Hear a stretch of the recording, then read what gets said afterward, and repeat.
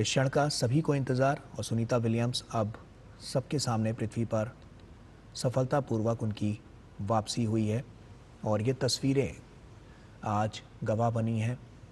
ऐतिहासिक ये पूरा क्षण जिसका सभी को इंतज़ार और सुनीता विलियम्स अब आप देख सकते हैं, अब उनको मेडिकल टेस्ट के लिए आगे की प्रक्रिया जो है उसके तहत भेजा जाएगा। काफ़ी चुनौतीपूर्ण, काफ़ी कठिन ये पूरा समय, और उसके बाद जब सफल वापसी होती है तो चेहरे पे कुछ ऐसी ही खुशी नज़र आती है। और इसके बाद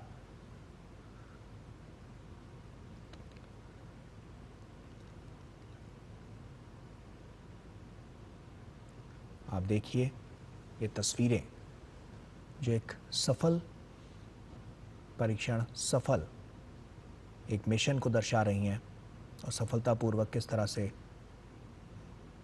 वापसी हो रही है।